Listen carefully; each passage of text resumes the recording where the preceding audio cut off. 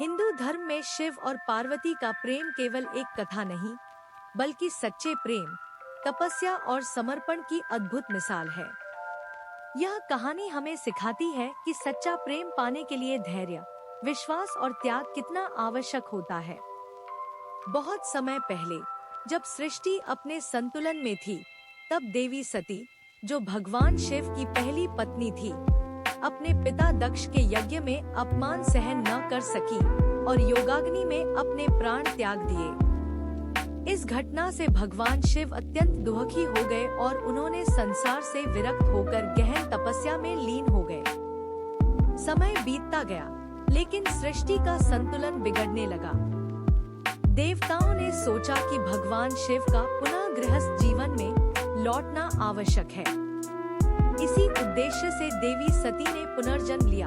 इस बार राजा हिमालय और रानी मैना के घर एक कन्या के रूप में, जिनका नाम रखा गया पार्वती। बाल्यकाल से ही पार्वती अत्यंत सुंदर, बुद्धिमान और तेजस्विनी थी, लेकिन उनके मन में एक विशेष लगाव था भगवान शिव के प्रति।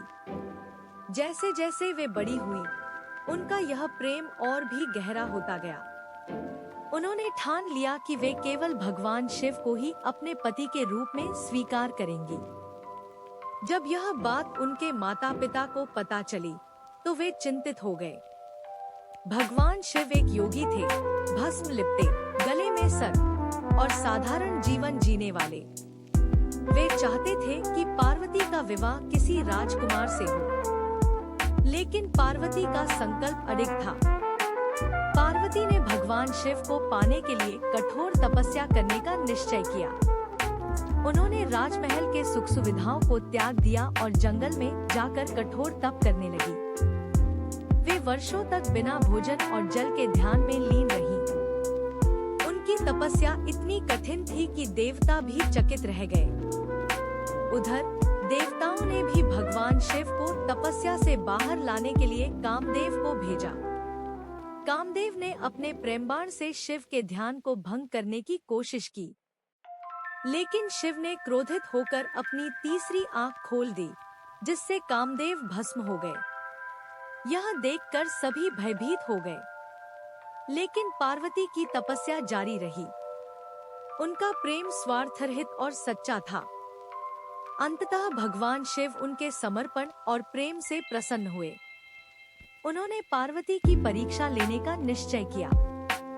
एक दिन भगवान शिव एक साधु का रूप धारण करके पार्वती के पास पहुँचे और उनसे कहा, तुम इतने महान योगी शिव से विवाह क्यों करना चाहती हो? वे तो भिखारी जैसे हैं, उनके पास न धन है, न वैभव।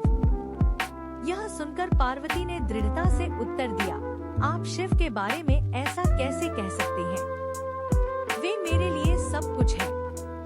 उनका स्वरूप चाहे जैसा हो, लेकिन उनका हृदय पवित्र है। मैं केवल उन्हीं से विवाह करूंगी।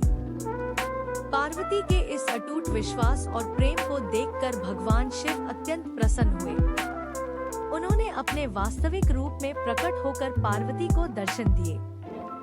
यह क्षण अत्यंत दिव्य और भावुक था। इसके बाद भगवान शिव और माता पार्वती का विवाह बड़े धूमधाम से हुआ। इस विवाह में सभी देवता, ऋषि और गंधर्व उपस्थित हुए। यह केवल दो आत्माओं का मिलन नहीं था, बल्कि शक्ति और शिव का संगम था, जिससे सृष्टि का संतुलन पुनः स्थापित हुआ।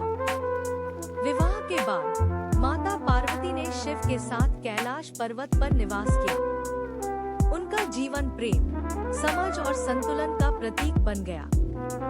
जहाँ शिव तप और वैराग्य के प्रतीक है, वहीं पार्वती प्रेम, शक्ति और ममता की मूर्ति है। दोनों का यह संबंध हमें यह सिखाता है कि सच्चा प्रेम बाहरी रूप या परिस्थितियों पर निर्भर नहीं करता, बल्कि आत्मा की गहराई से जुड़ा होता है।